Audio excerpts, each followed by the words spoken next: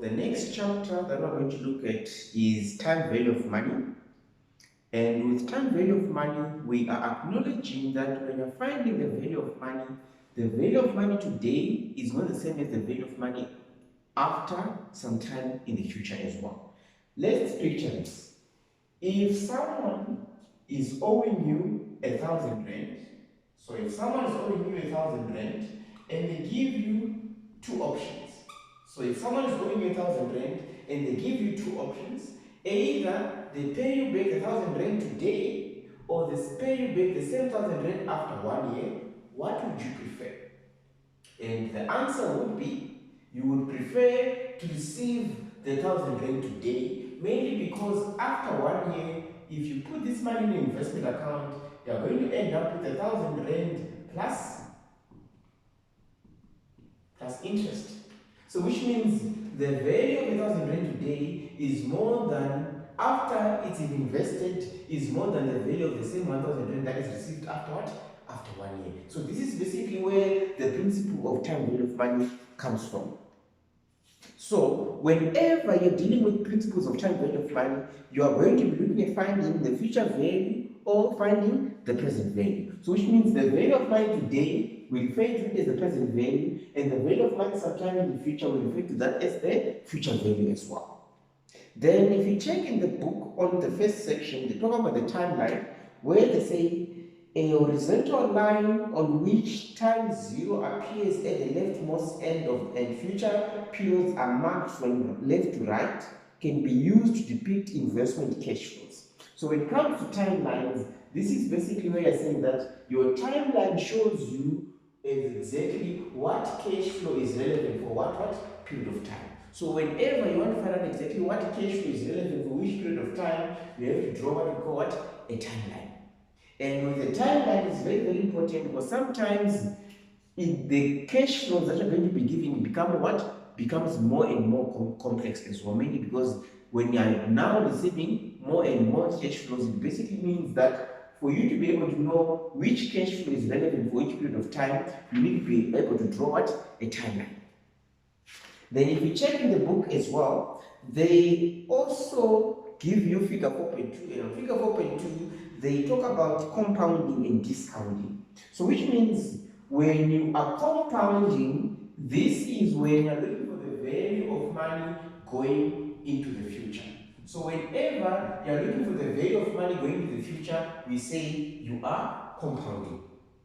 Then whenever you're looking for the value of money going backwards, like for example, when you want to find out exactly this 1,000 rand that is received after 1 year, how much is it worth in today's term, we say you are discounting. So when you are looking for the value of money going backwards, we say you are discounting. Then for time value of money principles, you are going to be using the financial calculator.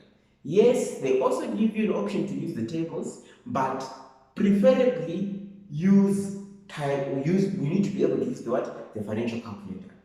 Now for our curriculum, I'm going to be showing you how to use the calculator step by step, whether it's going to be the HP calculator or the Sharp calculator. I'm going to be showing you how to use both of them. Now, when it comes to using the calculator, they also give you another section which they describe as computational tools. And under computational tools, they say on your calculator, N represents the number of periods, and I/YR, which is basically for the HP calculator and the Sharp calculator as well, it represents the interest rate per period. Then the PV represents the present value, which you say is the current value of money today. And the PMT is the amount of payment, which is basically an annuity.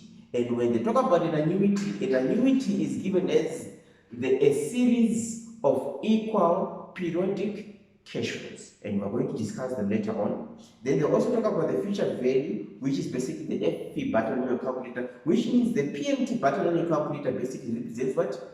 An annuity. So whenever you are given a series of equal periodic cash flows, then you should know you are going to be using the PMT pattern in your calculator. Then there's also the FV, which is the future value. Now, when it comes to calculating whatever you're given, first enter the information that is given. Then after you enter the information that you are given into the calculator, that's when you can now be able to calculate what is being asked for. And for you to calculate what is being asked for, if you're using the HP calculator, you straight away press what is being asked for. So example, if they're asking you for future value, you press FV. If they're asking you for present value, you press PV. Then, if it's going to be you using the sharp calculator, now remember we said the first step is always going to enter what is given, right? Now, when it comes to using the sharp calculator, you press the comp button when you calculate, the black button that is given when you calculate that. So the black button that is given on the calculator written comp, that's because you are trying to compute something. So you're telling your calculator, compute what is being asked, which means if you're asked to calculate the future value, you say comp, then you press FV. If you're asked to calculate the interest per year, you say comp, then you press interest per year button. Then that's how you're going to be able to calculate what is being given there or what is being asked for in the question. Then next, the below figure 4.4, they also give you the basic patterns of cash flows. And when you're looking at the basic patterns of cash flows, they give us three basic patterns of cash flows, being the single amount, the annuity, and a mixed stream of cash flows. So when it comes to a single amount, an example of a single amount is where we're saying, for example, we say today you are going to invest an amount of 15,000 for 2 years. So it basically means that if the only cash flow that is given is only one, then it basically means that you're dealing with what? With a single amount. So which means with a single amount, it means the cash flow that is given on the question is only one.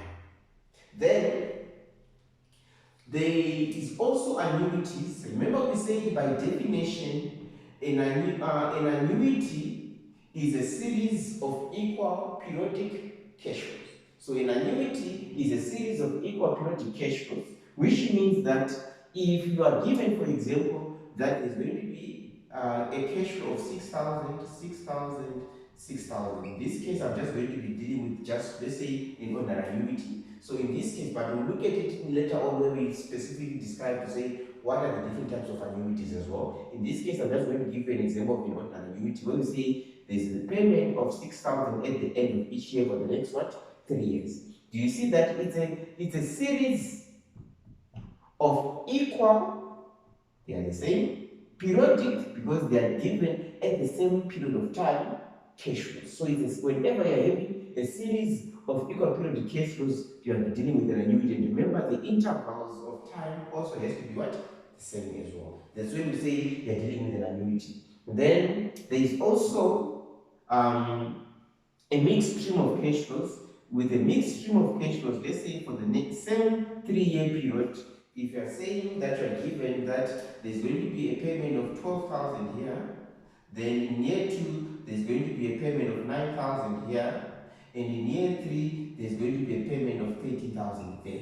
Do you see that this particular series of cash flows, there's no particular pattern with those series of cash flows? So whenever you see that there's no particular pattern with these series of cash flows and they are differing, do you see that these cash flows, they are basically what? Differing. When the cash flows are basically differing over the given period of time, then we say we're dealing with what? With a mixed stream of cash flows.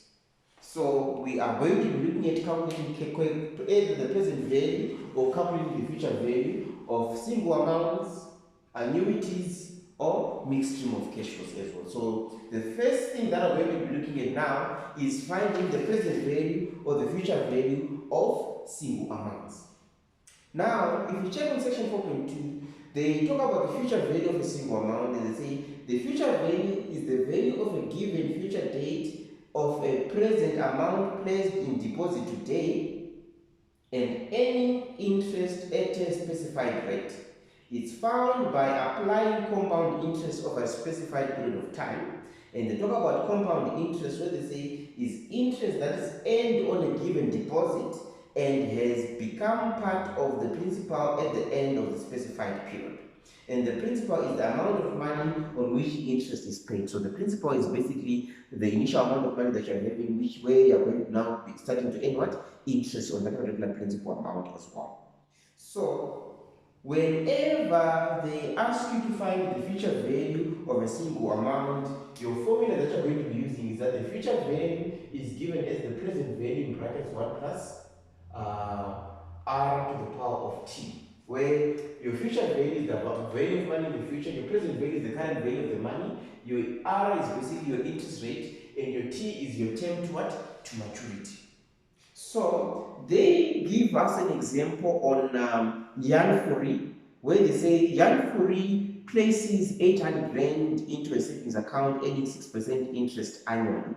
And they want to find out exactly how much is this money going to be worth after 5 years. So if you want to find the value of this money after 5 years, it means I'm going to say 800 in brackets 1 plus the interest, which is given as 6%, so it's 0.06 to the power of t, and your t is your 5-year period.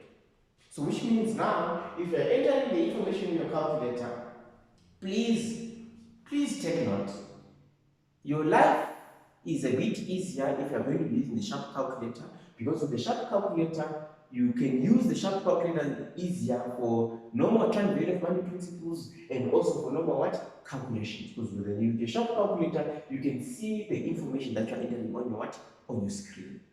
But then if you're going to be using the HP calculator, don't change that calculator. If you're already familiar with using the HP calculator, continue using it. But what I would advise you, from the many years that I've been teaching this module, please take note that if you're going to be using the HP calculator, it's very highly advisable for you to get a normal scientific calculator where you can see on your screen the calculations that you're doing.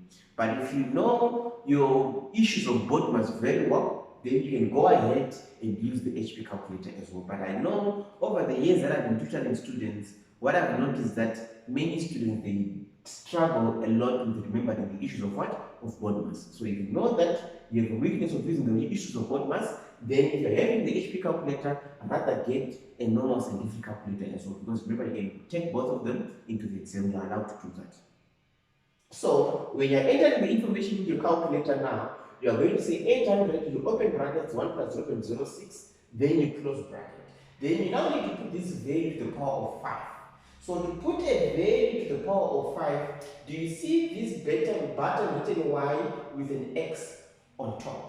So whenever you're putting a value to the power of something, you always have to press this Y with an X on top.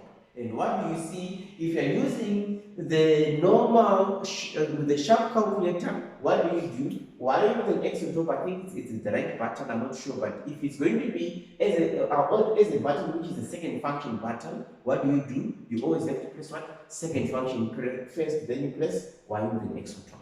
But if it's going to be given to you directly on the calculator, you simply press Y with an X on top, like for example, if you're using what? The other calculators as well. And if you're going to be using the Casio, whenever you're putting something to the power of, you press this button with the cap on top like that. So which means whenever you press this button with the cap on top, that's when you know that you're putting something to the what? To the power of as well. And if you're going to be using the HP calculator to put to the power of 5, remember you close your bracket there. What are you going to do? After that you say shift, and remember the shift button is the maroon button with the arrow going down. So the maroon button with the arrow going down, that's basically your shift button. Then you say shift, then you look for Y with an X on top, which is also given there as well.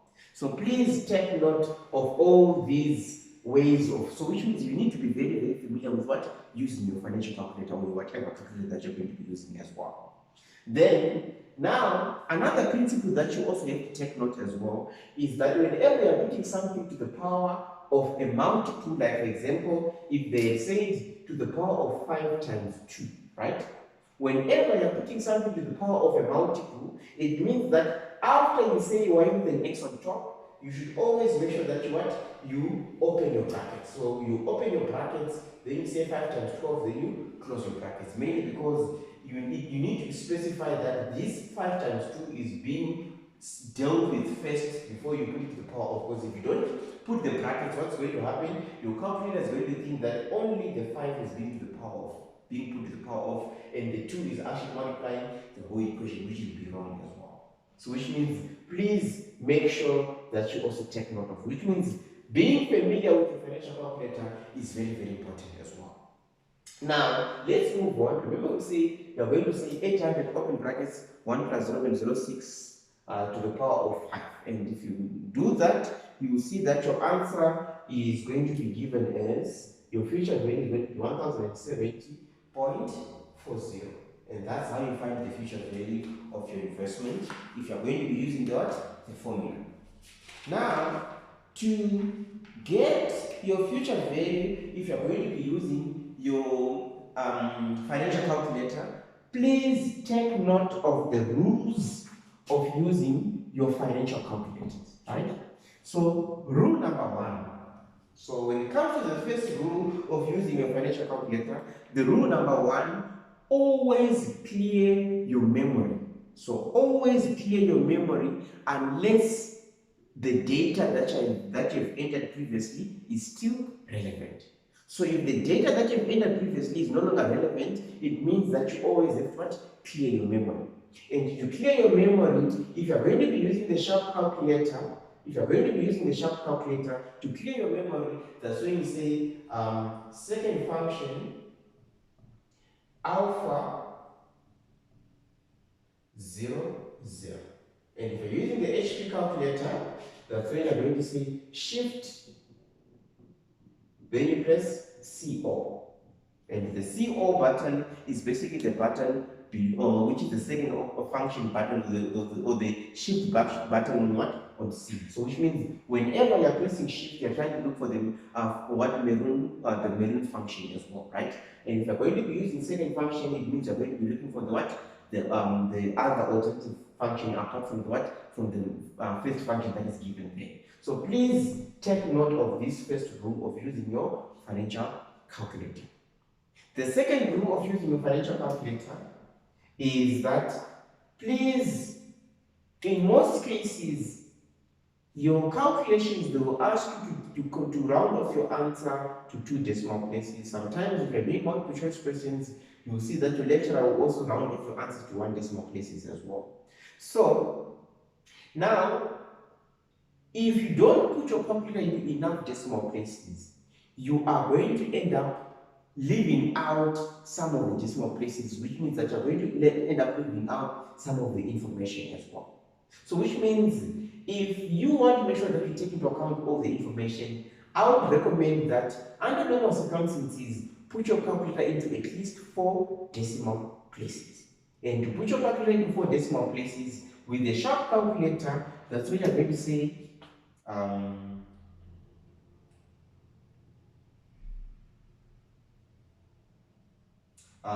With the sharp calculator, that's when you are going to press set up 0, 0. Then if you want 4 decimal places, then you press 4. So you press set up 0, 0, 4, which means you now indicate that you want what? 4 decimal places. If you want 5 decimal places, you say set up 0, 0, 5. Then you have what? 5 decimal places. Then, if you are going to be using the HP calculator, you say shift, then you press DISP button. So you say shift, DISP, then after you press the DISP button, then you indicate how many decimal places you want. If you want 4 decimal places, then you press what? 4. Then you put your calculator into 4 decimal places. So now, with these 2 principles in mind, now we're going to find out exactly how do you calculate the future value in this case. So to calculate the future value, what you're going to do now is that you're going to say, what information am I given? I'm given that 800 is my present value. So you press 800, you press the value first, then you indicate what that value represents. So you're going to say 800, then you press PV to indicate that it's your present value. Then you say 6 is your interest per year, so you're going to say interest per year. And you see that there is a difference between how you enter the interest in the formula and how you enter the interest in your calculator. If you're going to be using a financial mode, it basically means that the interest has to be put in as a full percentage. But if you're going to enter interest in your model, then it basically means that the interest has to be put in as what? As a decimal. Please take note of that as well. And the same applies with the growth rate, which we are going to look at it later, but I'll highlight it as well. Then the next one is the number of periods. And the number of periods is 5 years. So you're going to say 5, then you press N. Then after that, if you're using the HP calculator, that's when you're now going to say, what am I looking for? FV. So if you're looking for using the HP calculator, then you straight away press what?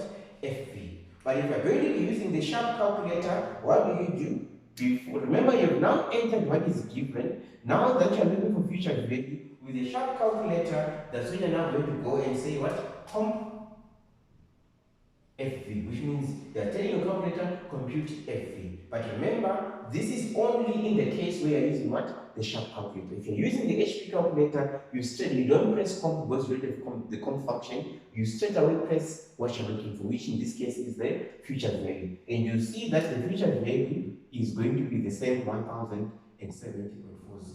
So which means, do you see that you're more likely to make mistakes if you're going to be using the model than when you're using what? The financial calculator. Because the more you get it, the more you practice it, the more you're going to be able to get and be faster as well. So you're more likely to be faster if you're using the financial calculator than using what? Models as well. So which means, as much as possible, try as much as possible to use what? Financial calculator whenever what? It's relevant. So the next principle that I'm going to be looking at there is figure 4.5. And on figure 4.5, it shows us, it plots the relationship between the future value and the number of periods. So it plots the future value against the number of periods, right? Let's say, for example, you are given that your present value is 1,000 rand, your interest is 10%, and the number of periods is equals to 1, right? So if you enter the information on your calculator, so if you're going to be entering the information on your calculator, you're going to say, you press 1,000, then you press PV to indicate that it's what? Present value. Then you're also going to say 10, then you're going to press the interest per year pattern because it's representing what? Your interest. Then you press 1 and you're going to press what? N, because you are basically saying that 1 is the number of periods. Remember, we said you always enter the value first, then you tell the calculator what that value what represents. So given this information, we are now going to calculate the future value. And if you calculate the future value there, you are going to see that your future value is going to be 1,000 and 1,100. So you see that your future value is going to be equal to 1,100 because it's growing by what? 10%. Now, they can also give you to say, given the same information, so if your present value is 1,000 rand, earning 10% interest per annum, and the number of years is equals to 5, then you need to calculate the future value. So you need to find out exactly how much is the future value given this information as well. So you see that now the number of periods has increased from 1 year to what? To 5 years. So if that is the case, you need to calculate the future value. So if you enter the information in your calculator, you're going to say 1,000 rand is my present value, 10 is my interest per year, 5 is my number of periods, and if you press FV, you will see that your future value is going to be given as 1,610.51. And if you see your answer coming out as a negative amount on your calculator, please ignore it. Take note. The only time your sign matters is when you're calculating NPV. Any other time, whatever sign of your final case or of your final answer that you're going to get there, you always treat it as a what? Positive amount, whether you're calculating present value, future value, or POT. Now, the sign is basically confirming what? Cash flows. We're basically saying, if you invest, if you receive 1,000 rand today, it's going to be a positive cash flow. Now, if you receive 1,000 rand today, it basically means that after 1 year, you have to pay back that money that you received. So what does that mean? It becomes what? A negative cash flow. Now, if you had entered this 1,000 rand as a negative cash flow, it means we are saying if you invest 1,000 rand today, it becomes a negative cash flow because you're taking out money from your pockets to an investment account. So if you had entered the present value as a negative amount, what is going to happen? Your future value is going to come out as a positive amount, mainly because it's just confirming that if you invest money today, at the end of the investment term, you are going to get back your money. And when you get back your money, it will be more money as well. If you borrow money, if you are going to be charged interest, if you pay, when you eventually pay back the money, it's going to be what? More money as well. So which means whenever you are calculating the present value or the future value you're calculating, and you see that the sign of your answer that you are going to be getting there is negative, ignore that. Always treat that amount as a positive amount, mainly because it's just showing you movements of cash flows. Now, here you will get 1,610.51. Then let's look at another scenario. Another scenario, your present value is equal to 1,000 rand. Your interest, now your interest, instead of it being 10%, is now 20%. So your interest, instead of being 10%, it's now 20%. And over the 5-year period, and now we need to find out exactly what is the future value of this amount of money. So we need to calculate the future value of this amount of money. So which means on your calculator, what do? 1,000, you say is your present value. 20 is your interest. 5 is your number of periods. Then you look for future value, and you see that your future value that you're going to be getting there is 2,488.32. So what does that mean? So what it basically means is that if you're now going to be plotting this information on your timeline, so if you're going to decide to plot this information on your timeline, what do we see? After one period, for example, after one period, your future value is going to be 1,100. So we're saying your future value is 1,100 after one period. And if you invest at the same interest rate and the same amount at the same interest rate after 5 years, this amount of money is going to end up being 1,610. So let's say the 1,610.51 is going to plot here. So it basically means that after 5 years, this amount is sitting there. So what do we see? Do you see that your graph is basically something like that? I was not good at art, so please please bear with me. But what the main idea that they're trying to show you there is that as the time is increasing, your future value is also what? Is increasing as well. So as the time period is increasing, your future value is expected to what? To increase. Now, let's look at another scenario. For the same 1,000 rand, for the same 5-year period, but your interest rate is now 20%, what do we see? For the same 1,000 rand that you're starting off with, for the same 5-year period, your future value is now sitting at 2,488.32. And what do you see? Your future value is more, isn't it? So which means your graph basically is going to be plotting as something like that. So what do you see? The main principle that they're trying to show you in this particular graph is that your future value increases as your number of periods is increasing. That's the first principle. The second principle is that your future value also increases as the what? Interest rate also increases. So if the interest rate increases, your future value is expected to what? To increase as well. And so this is basically what figure 4.5 is trying to show you as a principle there. Next, we look at the concept of present value. So next, we're going to look at the concept of present value. And when you're looking for the present value, remember we're saying we're finding the value, we're moving money backwards. And remember we say when you're moving money backwards, we say you are discounting. So which means when you are discounting, under the concept of present value, it's saying discounting cash flows is the process of finding present values, the inverse of compounding interest. So which means if you're discounting, you're basically looking for the present value of a certain given amount of what? Of money. So let me just give you a simple example. When we say, for example, you are given that your future value is 20,000. You are given that your interest is 10%. and you are given that the number of periods is equals to 5 years. And given this information, they ask you to find the present value. So which means on your formula sheet, if you're going to be using a formula sheet, remember we said your future value on your model for the future value is given as the present value bracket 1 plus r to the power of t, right? Now, mathematically, if you're going to be looking for the present value, it means you're solving for PV.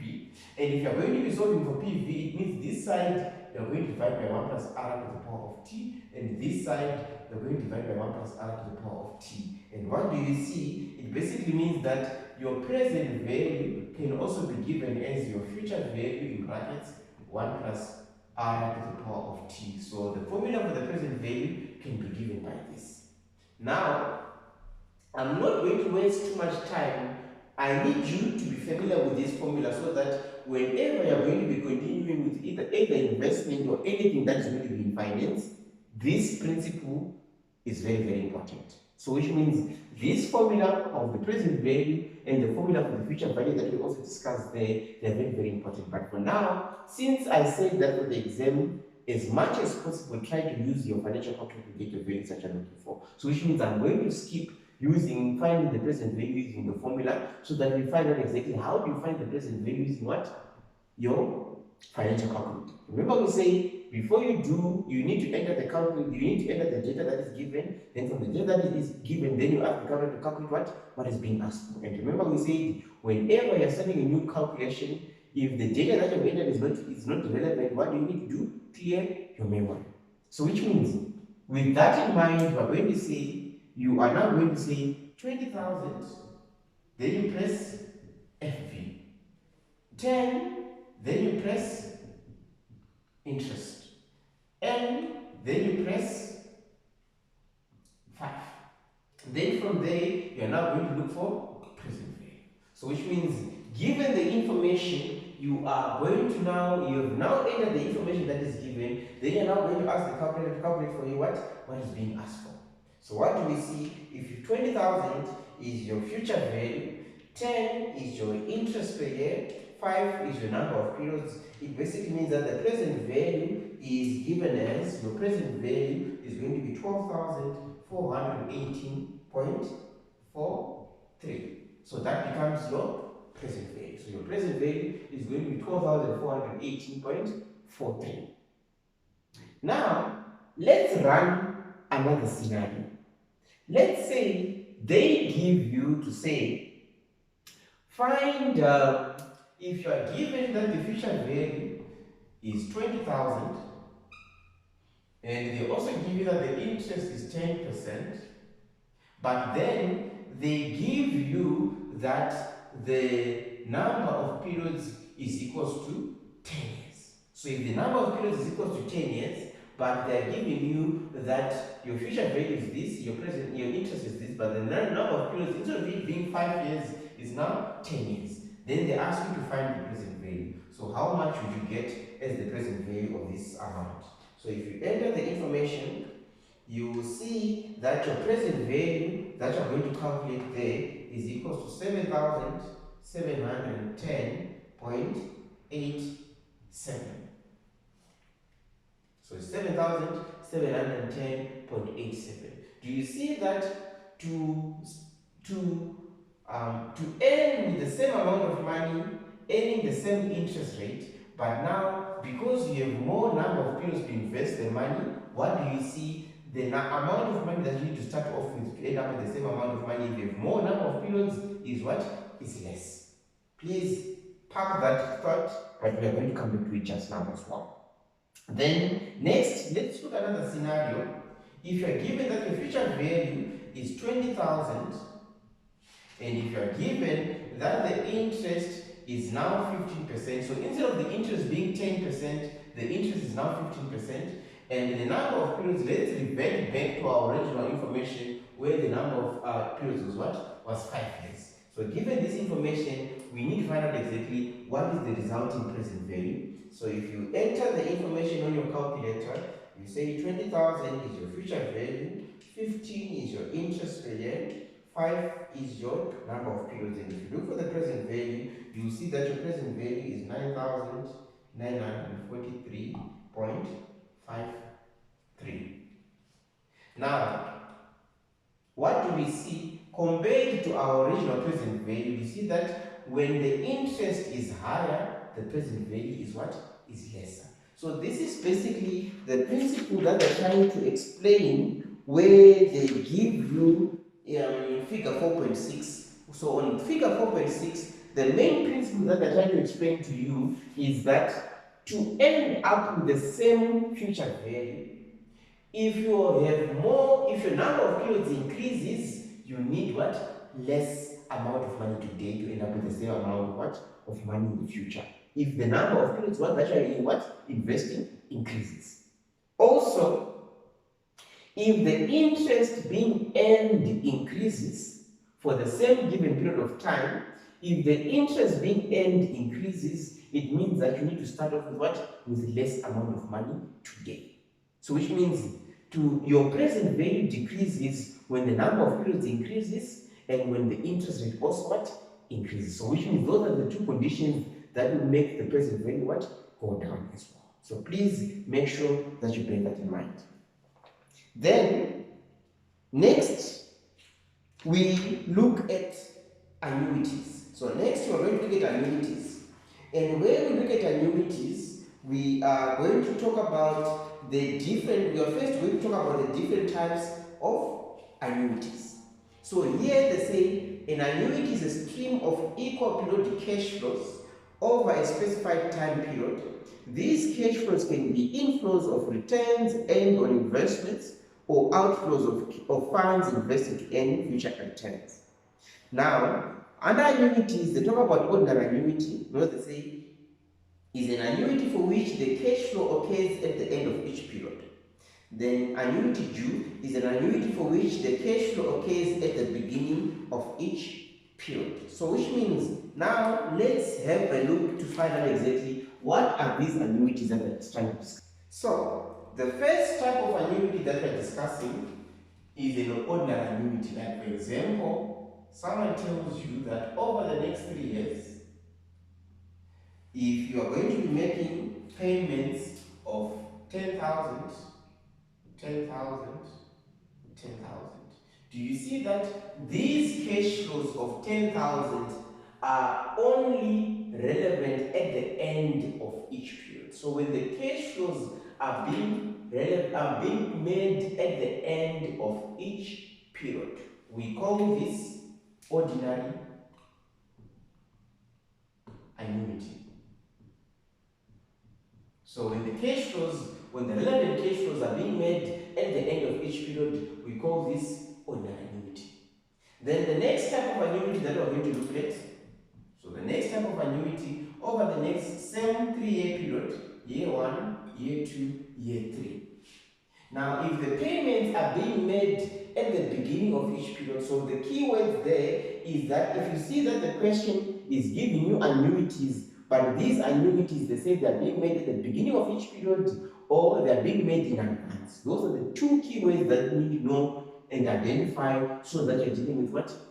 You know that you're dealing with an annuity due. So which means, if, for example, if they say the 10,000 is being made at the beginning of year 1, another 10,000 is being made at the beginning of year 2, and another 10,000 is being made at the beginning of year 3. So do you see that these cash flows, the timing of these cash flows is basically different.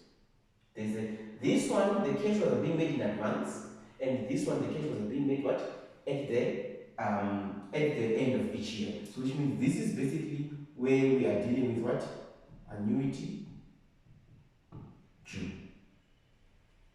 Now, for these annuities, you can either be asked to find the present value of annuities. So if you are asked to find the present value of the annuities, this is where we are saying we are discounting your cash flows going backwards. So when you're discounting your cash flows going backwards, that's when you're not looking for the what? Present value of the given annuities. But you can also be asked to find the future value of the what? Annuities as well. And when you're looking for the future values of annuities, it basically means that you're compounding these cash flows going into the future. For example, when you're going to what? To year 3. So you can either be asked to find the present value or the future value of the annuities. So let's say in all the examples, your interest that is going to be given is 10%. So let's say in all the examples that are going to be dealing with there, for these annuities, the interest that is given is what? 10%. So which means now you can be asked to find the present value or the future value of the annuity. So which means let's first look at the first scenario where you are being asked to find the present value of the annuity. Remember we said the annuity on your calculator is the PMT button on your calculator, right? So the PMT button on your calculator basically represents what? Annuity.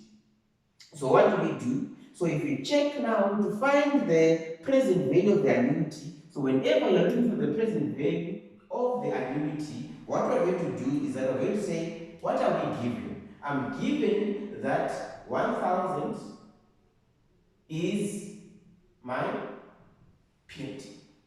What else am I given? I'm given that 10 is my interest. And what else am I given? I know that the number of periods there is what? 3. So I'm also given that 3 is my number of periods. And given this information, you are now going to look for the present value of this annuity. So which means you are going to look for the present value of the annuity. What are you going to do? Enter the what is given, then you ask your calculator to calculate what? Present value. So which means if you say 10,000 is my PMT, then 10 is my interest per year, and 3 is my number of periods. And if you're given this information, your present value would be 24,868.52. So your present value is going to be 24,868.52. And that's the present value of what? Of this particular annuity. Then you can also be asked to find the future value of this given annuity. And to find the future value of the given annuity, what are you going to do? You are now going to say, what am I given? 10,000 is my PMT. 10 is my interest per year.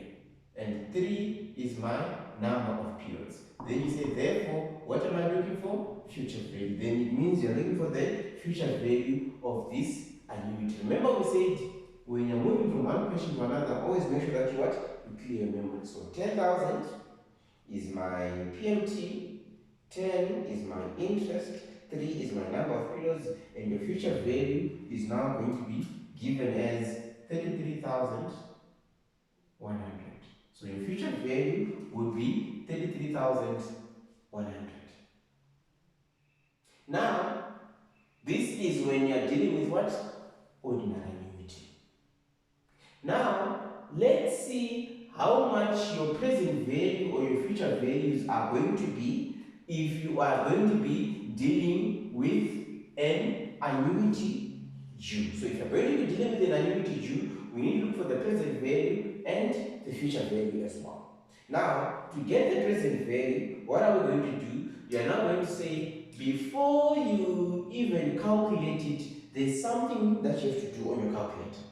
So which means, whenever you see that you are dealing with an annuity due, if you are using the HP calculator, the first step before you do the calculation is to put your calculator into what? Beginning mode. And for you to put your calculator into beginning mode, if you're using the HP calculator, that's when you're going to say shift. Then you look for BEG/end. And if you say shift BEG/end, do you see that at the bottom of your calculator there, it's showing you BEG.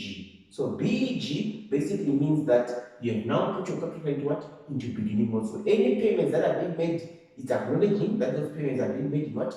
At the beginning of each period.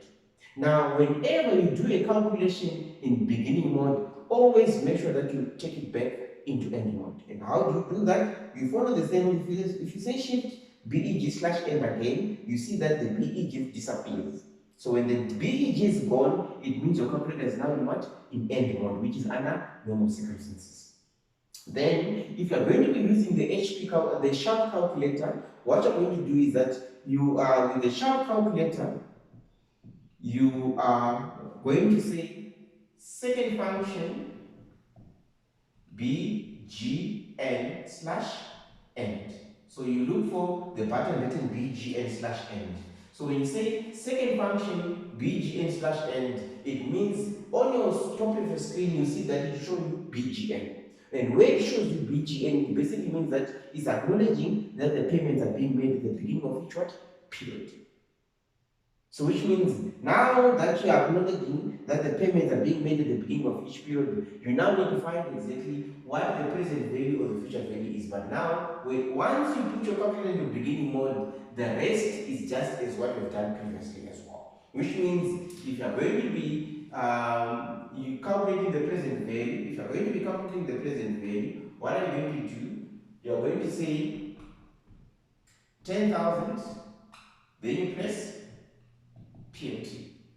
10, then you press interest per year. 3, then you press N. Then you look for present value. Remember, you are calculating the present value when you put your calculator into what?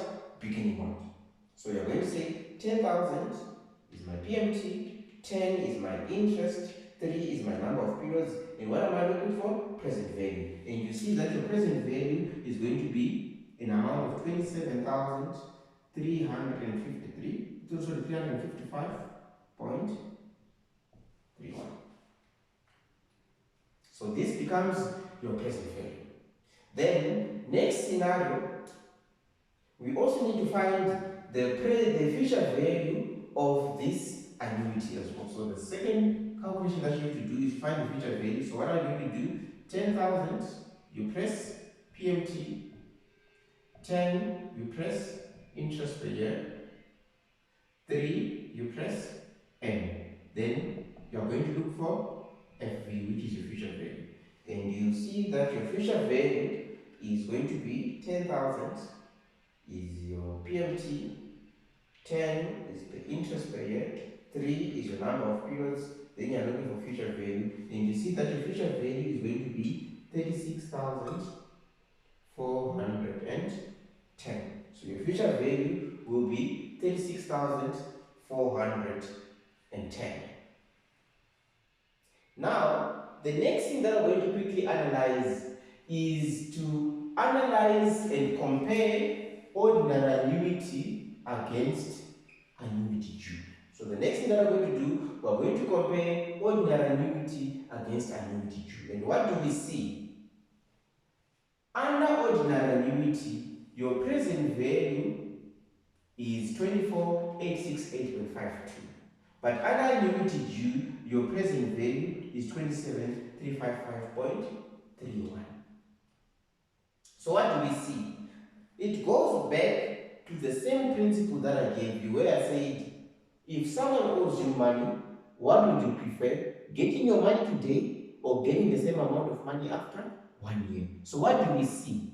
Do you see that with ordinary annuity, there's no cash flow in year 0. The only cash flow is going to be 10,000 after 1 year. But with an annuity due, there's a cash flow of 10,000 immediately today. So what do we see? The 10,000 received after 1 year, in value, it's less than the 10,000 that is going to be received what? Today. Because the 10,000 received after 1 year, if you discount it, that amount is going to be less than what? 10,000. So which means, because it's less than 10,000, so what does that mean? It basically means that the present value of an ordinary annuity is always going to be less than the present value of the annuity due. Why? Because with an annuity due, the amounts are being received in advance. It means they gain what? More value. And the same applies with future value as well. What do we see? The future value with ordinary annuity is 33,100, and with annuity due is 36,410. So what does that mean? It basically means that, do you see that if you receive the 10,000 today, after 1 year, the 10,000 is also going to be having interest. But with the ordinary annuity, the 10,000 does not have interest as yet. So which means the 10,000 received today is going to be worth more compared to the 10,000 that is going to be received after what? After 1 year. So what does that mean? It basically means that your future value with ordinary annuity is always going to be less than the future value with what? Annuity due. Why? Because with annuity due, because the payments are being received in advance, they have more time to what? To earn interest as well. So this is the basic principle that you need to know when it comes to issues of annuities. Now, the next type of annuity that we're going to be looking at or dealing with is what we call a perpetuity. So the next type of an annuity that we're going to be dealing with is a perpetuity. Now, with a perpetuity, like for example, 1, 2, 3 years. So over the next 1, 2, 3 years, remember we say there's 10,000 here, 10,000 there, and 10,000 there, right? Now, with the perpetuity, we are saying the number of periods is until forever. So with the perpetuity, we are saying the number of periods is until forever. So which means the main idea behind a perpetuity is that you're dealing with an endless cash flow. So there is no end date. With ordinary annuity and annuity due, do you see that there was an end date on when you're expecting your cash flows to reach what? The end. But when it comes to perpetuity, there is no end date on that particular what? Cash flow. That's when you know that you're dealing with what? With a perpetuity. So which means here they say a perpetuity is an annuity with an infinite life providing continual annual cash flows. So which means the idea there is that your cash flows do not end. They will continue until forever. So which means when you are now dealing with the perpetuity, you cannot be asked to find the future value of the perpetuity because you don't know exactly when is the future. But what you can be asked to calculate is the what? Present value of the perpetuity. And the present value of the perpetuity is given as the annuity divided by the interest. So the present value of the perpetuity is given as the annuity divided by the interest. And please take note, remember what we said, whenever you are entering interest rate into a formula, you have to enter it as what? Decimal. So in this case, the interest has to be entered as a decimal. So the interest has to be entered as a decimal. Like for example, they tell you that you are expecting to receive a cash flow of, let's say, they tell you that you're expecting to receive a cash flow of 100,000 per year. So every year you're going to receive a cash flow of 100,000 per year until forever. So it's an annuity because it's an equal periodic cash flow. And then they tell you that the interest rate on this cash flow is what? 10%. So it means the interest is going to be 0.1. So which means if you want to find out exactly what is the present value of this endless annuity, which is a perpetuity, is going to be 100,000 divided by 0.1, and you see that your present value becomes 1 million. So what does that mean? To interpret this, you're basically saying if you put a million in an investment account today, earning 10% interest, you are able to withdraw 100,000 every year forever. That's basically what a perpetuity represents. So basically saying, if you put in a million rand earning 10% interest every year, you are able to withdraw 100,000 until forever. Then, next, we are going to look at mixed streams. So, when we look at mixed streams, they say a mixed stream is a stream of unequal periodic cash flows that reflect no particular pattern. So a stream of unequal periodic cash flows which reflects no pattern, that's basically what we refer to as a mixed stream. Then remember we say for all the streams of cash flows, you can either be asked to find the present value or you can be asked to find what? The future value. So we're going to first look at finding the future value, and if you check in the book, they say if Snell expects to earn 8% on its investments, How much will it accumulate by end of year 5 if it immediately invests these cash flows when they are received? So they are giving us that example, right? And remember the cash flows are given on top there, where they are giving us the cash flows over the next 5 years. So from year 0, 1, 2, 3, 4, 5. 1, 2, 3, 4, 5. So over the next 5 years, they are telling us that there's going to be 11,500. Then there's going to be 14,000. Then 12,900. Then after that we have 16,000. So we have 16,000 and 18,000. So these are the cash flows. Then they also tell us that the interest end is going to be 8%. And from there, they ask us to find the future value of a mixed stream of cash flows. So please take note. Whenever you are asked to find the future value of a mixed stream of cash flows, you cannot be able to use your financial calculator mode. The only way you're able to do this is that you're going to be treating them what? Separately. So which means you're going to separately look for the future value of each cash flow separately as well. So which means the easiest method that I find easier to use is where I say I have a column for the present value, I have a column for the interest end, I have a column for the remaining number of periods, then I have a column for the what? Future value of that amount as well. And the first amount that we're having as the present value is 11,500 and the interest is 8. Then for this 11,500, remember is being received at the end of year 1, right? So if it's going to be received at the end of year 1, what does that mean? You are left with 1, 2, 3, 4 years until the end of the what? Investment horizon. So which means your end is going to be equal to 4, then you look for its future value. Then the next one is going to be 14,000. And when you look at the 14,000, it's received at the end of year 2, which means you're going to be left with 1, 2, 3 years until the end of the investment horizon.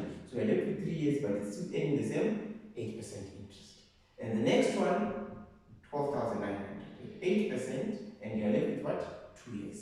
And the next one is 16,000, and it's 8% interest, and you're left with 1 year. And the next one is 18,000 at 8% interest, and you're left with what? With 0 years. So do you see that this 18,000 is already in the future? So what does that mean? Since it's already in the future, the value is not going to what? Change. Even if you do the calculation in your calculator, it will still give you the same amount as well. So now, we now have the task to find the future value of all those cash flows separately. So what do we see? The first amount is 11,500. You press PV. 8, you press interest.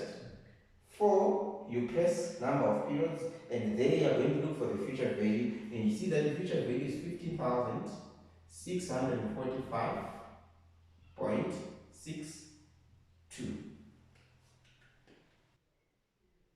Then, next, you are given 14,000. So if you are given 14,000, you're going to say 14,000 is my present value, 8 is my interest, 3 is my number of periods, then the future value becomes 17,635.97. And the next amount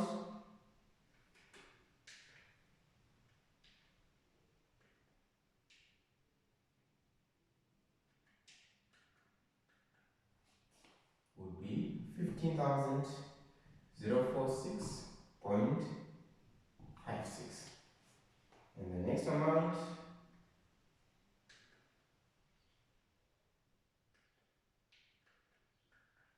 is going to be 17,280.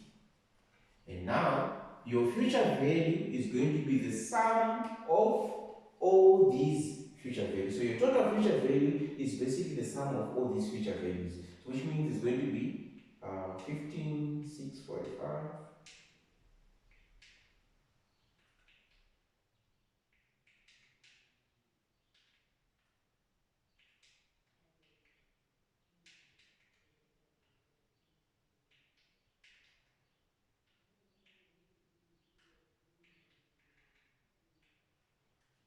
get a figure of 83,608.15. And this becomes your total future value. So what do we see? Whenever they ask you to find the future value of a mixed stream of cash flows, please try to follow this particular format, mainly because you have to treat each cash flow separately. So there's no way of being able to actually enter it and use what? The financial calculator mode. Then, now, you can also be asked to find the present value of a mixed stream of cash flows. So you can also be asked to find the present value of a mixed stream of cash flows. And then in the book, they give you the example of freight company, where they say freight company is a shoe manufacturer has been offered an opportunity to receive the following mixed stream of cash flows over the next 5 years. So you have the year, and you also have the what? The cash flows as well. And they tell us that the firm can earn at least 9% on investment, which means that's your what? Discount rate. So which means over the next 5 years, so they're telling us that over the next 5 years, year 1, 2, 3, 4, 5. So year 1, 2, 3, 4, 5. We are being told that there's 40, 80, 50. So there's 40,000, 80,000, 50,000. Then there is also 40,000 and 30,000. Then from there, they tell us that the interest rate is 9%. So they give us that information and they tell us that the interest rate is 9%, and they ask you to find the present value of this mixed stream of cash flows. Remember what we said, when you're calculating the present value, you always have to what? Clear your memory first. So you're going to have to clear your memory first. Then after you clear your memory, that's when you can find what? The present value. And remember, the present value that you're going to be calculating whenever you're given a mixed stream of cash flow, the present value is effectively what? The net present value. And whenever now you're trying to calculate the net present value, I'll show you how to calculate the net present value with the sharp calculator. And with the sharp calculator, what you're going to do you see that on your timeline, the cash flows are at the end of year 1, 2, 3, 4, and 5. There is no cash flow in year 0. So whenever you're calculating the net present value, you always have to acknowledge cash flow for year 0. If they don't give you the cash flow for year 0, you need to acknowledge that it's 0. So you always have to start off by acknowledging the cash flow for year 0. So here now we know that since there is no cash flow that is given there, the cash flow for year 0 is 0, and then they give us the cash flow for year 1 to year 5. So now, with the sharp calculator, that's when you're now going to say 0. Do you see the ENT button on your far right side of your calculator? So if you check on the button on your far right side on your calculator, there's a button written ENT.